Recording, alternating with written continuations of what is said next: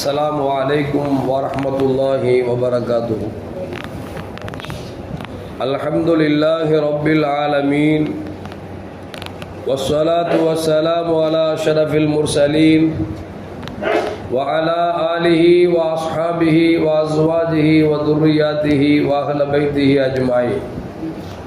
சங்கைக்கும் மேன்மைக்கும் உரிய பெரியோர்களே, சகோதரர்களே, எல்லாம் வல்ல அல்லாஹு ஜல்ல ஜலாலுஹு நாம் செய்யக்கூடிய எல்லா நற்காரியங்களையும் முகஸ்துதியின்றி இஹ்லாஸான முறையில் இறைவனுக்காக மட்டுமே செய்யப்பட்ட நல்வணக்கங்களில் நம் வணக்கங்களை அல்லாஹ் அங்கீகரித்துக் கொள்வானாக.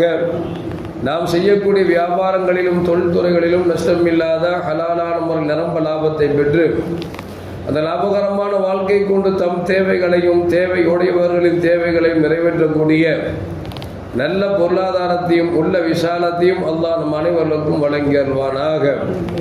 கஞ்சத்தனம் என்கிற தீய பண்பை விட்டு அல்லாஹ் நம்மை பாதுகாத்துக் கொள்வானாக. நம்மை இந்த உலகத்தில் வாழ வைக்கும் காலமெல்லாம் நோய் நொடி இன்றி உடல் ஆரோக்கியத்தோடு அல்லாஹ் நம்மை வாழச் செய்வானாக. அந்த ஆரோக்கியமான வாழ்க்கை கொண்டு அல்லாஹ் ரசூலை நெருங்கக்கூடிய அனைத்து நல்ல முறைகளையும் புரியக்கூடிய நல்ல முத்தகீன்களின் கூட்டத்தில் அல்லாஹ் நம்மை ஆக்கி அருள்வானாக. திடீர் மரணங்களை விட்டும் தீய மரணங்களை விட்டும் நம்மையும் நம் குடும்பத்தையும் நம் சமூகத்தையும் அல்லாஹ் முழுமையான முறையில் பாதுகாத்துக் கொள்வானாக. மருத்துவமனையின் செலவினங்களை விட்டும் வேதனைகளை விட்டும் அல்லாஹ் நம்மை காத்தருள்வானாக. நம்மில் யாரெல்லாம் நோயால் பாதிக்கப்பட்டு வீடே கதி என்றும் ஆஸ்பத்திரியே கதி என்றும் அல்லல் பட்டும் அவதியுட்டும் இருக்கிறார்களோ அத்தனை மக்களுக்கும் வெகு விரைவில் நோயை போக்கி உடல் ஆரோக்கியத்தை வழங்குவதோடு அவர்களை கொண்டு அவர் குடும்பத்திற்கும் சமூகத்திற்கும் நல்ல பலன்களை தரக்கூடிய மக்களாக ஆக்கி அருள்வானாக. நாம் இந்த உலகத்தில் வாழ்ந்து மறைகிற நேரத்தில் லா இலாஹ இல்லல்லாஹ் முஹம்மது ரசூலுல்லாஹ் என்ற கலிமாவை மொழிந்து ஜன்னத்துல் ஃபிர்தௌஸை கண்ணால் கண்டு அகமகிழ்ந்து சிரித்தவனமாக மரணிக்கக்கூடிய நல்வாக்கியம் பெற்ற மக்களில் அல்லாஹ் நம்மை ஆக்கி அருள்வானாக. மரணித்தும் மரணிக்காத இறைநேசரின் கூட்டத்தில் அல்லாஹ் நம்மை ஆக்கி அருள்வானாக. நாளை மறுமையில கண்மணி முஹம்மது ரசூலுல்லாஹி ஸல்லல்லாஹு அலைஹி வஸல்லம் அவர்களின் திருக்கரங்களால் ஹவுதுல் கௌசர் என்கிற தடாகத்தின் நீர் பருகி அன்னாரின் ஷஃபாத்தை பெற்று அன்னாரின் கரம் பிடித்து ஜன்னத்துல் ஃபிர்தௌஸ் என்ற உயர்ந்த சொர்க்கத்தில் அவர்களோடு அல்லாஹ் நம்மை சங்கமிக்க செய்வானாக. எல்லாவற்றுக்கும் மேலாக இறை அன்பை பெற்று இறைவனை பார்த்து பரவசம் அடையக்கூடிய அவருடைய லிக்காவையும் ரிலாவையும் பெற்ற மக்களில் அல்லாஹ் நம்மை ஆக்கிக் கொள்வானாக. அருமையான மோமின்களை, அல்கமா ரலியல்லாஹு தஆலா அன்ஹு இவர்கள் இஸ்லாத்திற்காக பல சேவைகளை செய்திருக்கிறார்கள். அதிலும் குறிப்பாக எதிரிகளோடு போர் செய்வதற்கு பல போர்களில் கலந்து கொண்டவர்கள். அது மட்டுமல்ல, எதிரிகளால் பலமாக தாக்கப்பட்டு கடும் காயத்திற்குள்ளானவர்கள். அது மட்டுமல்ல, அவர்கள் வாழ்க்கையில் தொழுகையின் மீது மிகவும் ஆர்வம் கொண்டவர்களாக, தான தர்மம் கொடுப்பதில் மிகவும் செல்வச்சீமானாக, நோன்பு நோட்பதில் அவ்வளவு ஆர்வம் உள்ளவராக, எல்லா வணக்க வழிபாடுகளிலும் மிகச் சிறந்தவராகவே அவர் வாழ்ந்த காலத்தில் ஒன்றே ஒன்று மட்டும் அவர் குறை வைத்து விட்டார். தன் தாய்க்கு கொஞ்சம் குறை வைத்ததின் காரணமாக நடந்த நிகழ்வை நாம் கேட்கிற பொழுது நமக்கு எல்லாம் நெஞ்சம் பதைபதைக்கிறது.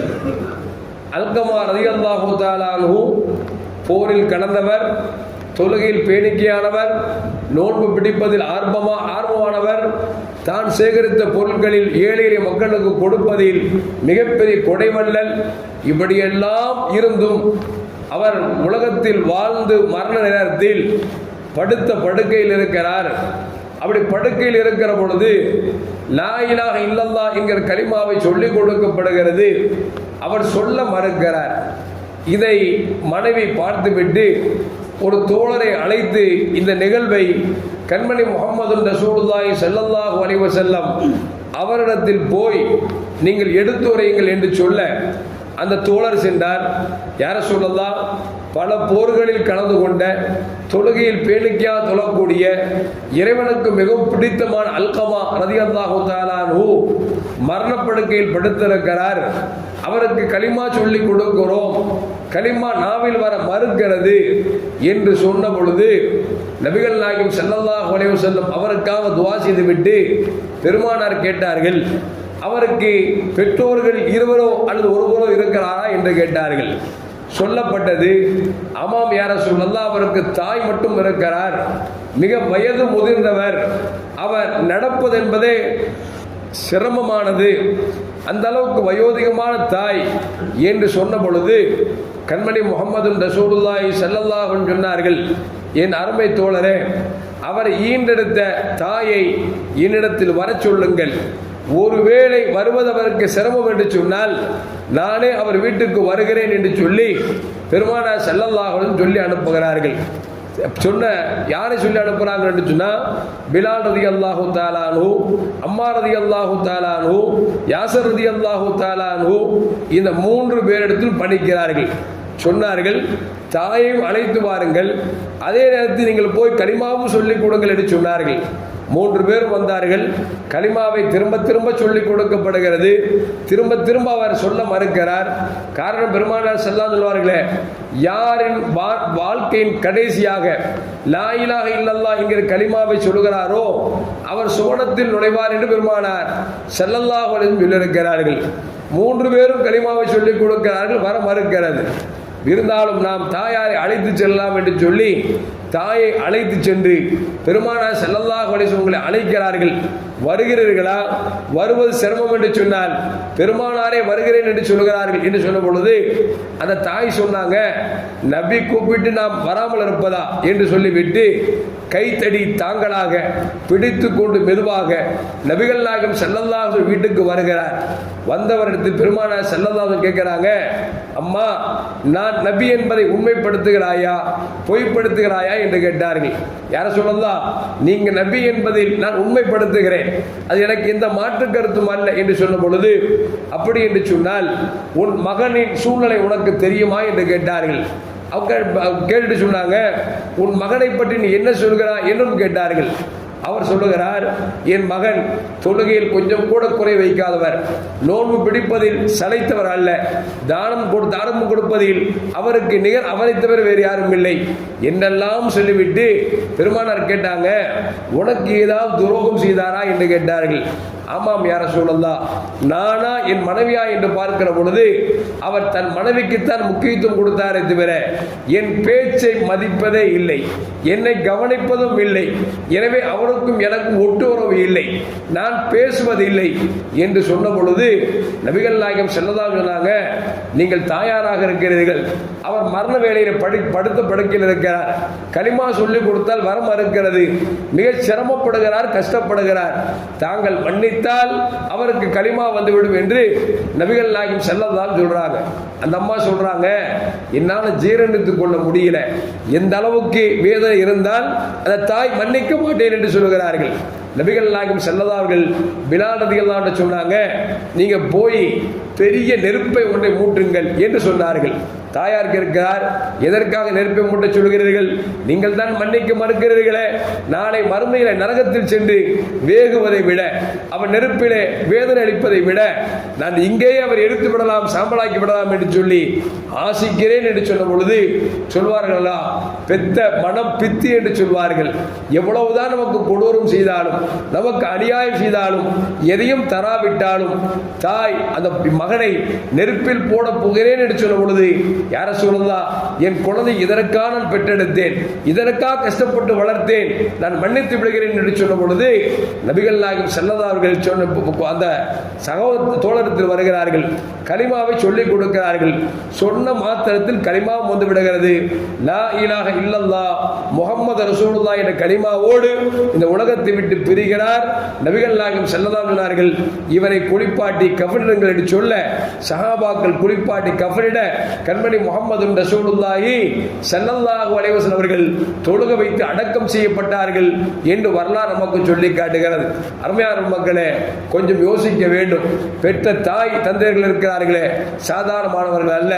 நாம் ஒரு மனைவி இழந்து விட்டால் இன்னொரு மனைவியை கட்டிக் கொள்ளலாம், ஆனால் தாயும் தந்தையும் இழந்து விட்டோம் என்று சொன்னால் இன்னொரு தாயும் தந்தையும் நமக்கு வர முடியாது.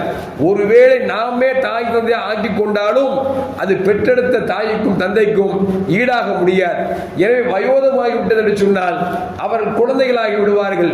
அந்த குழந்தைகள் ஆகின்ற பொழுது, நாம் குழந்தைகளாக இருக்கிற பொழுது நாம் செய்த சேஷ்டைகள், நாம் செய்த அசிங்கங்கள், நாம் பேசிய பேச்சுக்கள் எல்லாம் எப்படி ரசித்தார்களோ, எப்படி அதை ஆனந்தமாக எடுத்துக்கொண்டார்களோ, அதுபோன்று நாமும் பெற்றோர் எடுத்துக்கொண்டோம் என்று சொன்னால் நிச்சயம் பெற்றோர் நமக்கு பாரமாக அமைய மாட்டார்கள். ஆனால் நாம் என்ன செய்கிறோம் என்று சொன்னால் மனைவியும் பிள்ளையும் பார்த்து கொண்டு மனைவி வேண்டாம் என்று சொன்னால் தாயை ஒதுக்கி விடுகிறோம் என்றால் அல்லாஹ் தான் காப்பாற்ற வேண்டும்.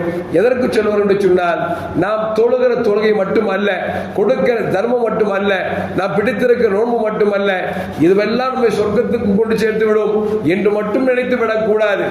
யார் யாருக்கு என்னென்ன கடமைகள் இருக்கிறதோ அந்த கடமைகளை சரியான முறையில் நாம் நிறைவேற்றினால் மட்டும்தான் சொர்க்கம் செல்ல முடியுமே தவிர ஏதோ இறைவனுக்கு நின்றோம், குனிந்தோம், சஜ்ஜா செய்தோம், எனவே சொர்க்கம் கிடைத்துவிடும், சம்பாதித்தோம், அள்ளி கொடுத்தோம், சொர்க்கம் கிடைத்துவிடும் என்று நினைத்து விடக்கூடாது. மாறாக பெற்றோரை பேணி நடக்க வேண்டும். அந்த பெற்றோர்கள் இருந்தால் அவர்களுக்கு பணிவிடை செய்ய வேண்டும், அவர்களை கண்ணியமாக நடத்த வேண்டும். பெற்றோர் இல்லை என்று சொன்னால் அல்லாஹ் சொல்வது போன்று அல்லாஹும்ம ரப்பிர்ஹம்ஹுமா கமா ரப்பயானி சகீரா என்கிற துவாவை 5 நேரத்திலும் நாம் துவா செய்ய வேண்டும். முடிந்த வரைக்கும் நம்மால் குர்ஆன் ஓதியோ, தான தர்மம் செய்தோ, நோன்பு பிடித்தோ, ஆக மொத்தத்தில் எந்த நல்ல காரியம் செய்தாலும் அந்த நன்மையை பெற்றோருக்கு சேர்த்துவை என்று நாம் துவா செய்வது நம்மீது கடப்பாடாக இருக்கிறது. எல்லாம் வல்ல அல்லாஹ் ஜல்ல ஜலாலுஹு நம் பெற்றோர்களை நாம் கவனிப்பதன் மூலியமாக அல்லாஹ் நம் குழந்தைகளை கொண்டு நம்மை கவனிக்கக்கூடிய நன்மக்களாக அல்லாஹ் ஆக்கி அருள்வானாக. அஸ்ஸலாமு அலைக்கும் வரஹ்மத்துல்லாஹி வபரகாத்துஹு. முஹம்மத் ஸல்லல்லாஹு அலைஹி வஸல்லம் ஸல்லல்லாஹு அலா முஹம்மத் ஸல்லல்லாஹு அலைஹி வஸல்லம் ஸல்லல்லாஹு அலா முஹம்மத் யா ரப்பி ஸல்லி அலைஹி வஸல்லிம்.